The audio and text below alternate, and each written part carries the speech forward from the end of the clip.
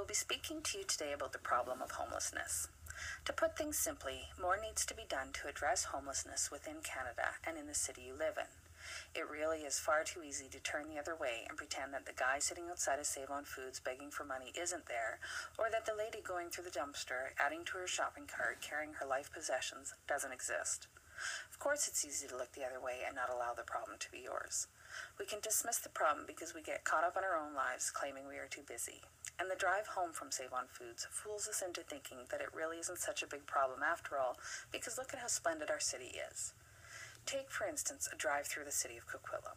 What do you see? What jumps out at you? What you will see is that Coquitlam is in the midst of major growth. You will see a thriving community with new facilities such as a bigger public library or a modern-looking city hall. We have beautiful parks, there are high-rises that are popping up here and there, and you clearly cannot miss the construction surrounding the impending arrival of the new SkyTrain line. A quick glance at the City of Coquitlam website reinforces the beauty and prosperity of the city we live in. But if you actually give more than a passing glance to the man sitting outside of the grocery store or the lady pushing her cart, and you allowed their life circumstances to penetrate your thoughts, you would realize that there's more to our city than beauty and economic growth. We have people that are living on our streets without a roof over their heads. Some people are living in tents and self-constructed shelters along the Coquitlam River. They're living in the bushes. And while the weather we are currently experiencing may not make this seem such a hardship, consider what these people face in the cold and rainy months. Where do they go then?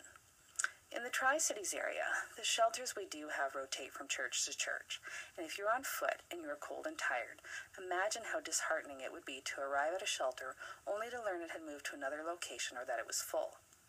But this problem is not unique to Coquitlam. Homelessness is happening across Canada.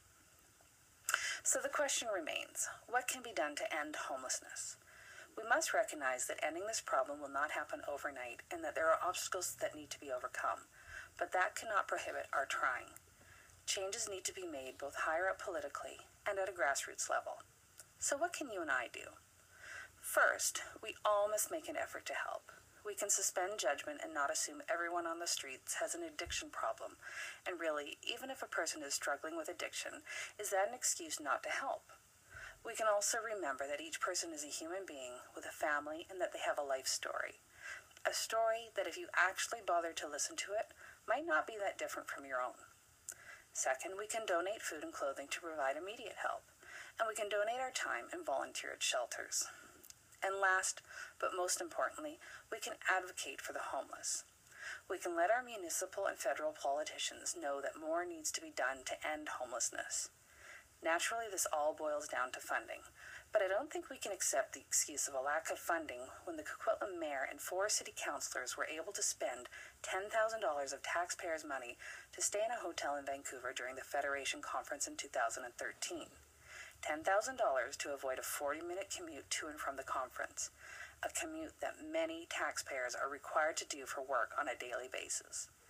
Given this outrageous abuse of spending of taxpayers' money, I suspect there might be a bit of wiggle room in the budget to help the homeless.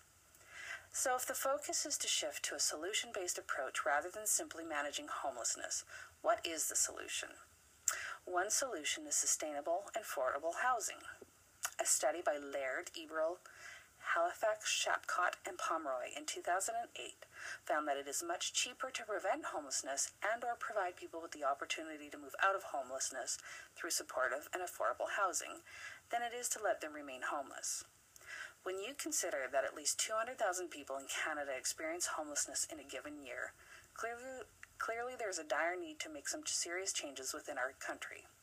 Another solution might be to have our federal government scale back the financial aid they provide to other countries and pay attention to the social problems that exist at home. And perhaps there's also a need to pay closer attention to the spending habits of our elected officials and have them be held accountable for the waste of taxpayers' money. As Canadians, we need to let our voices be heard. We need to stand up for those who live amongst us in the shadows of society, and we must be their voice.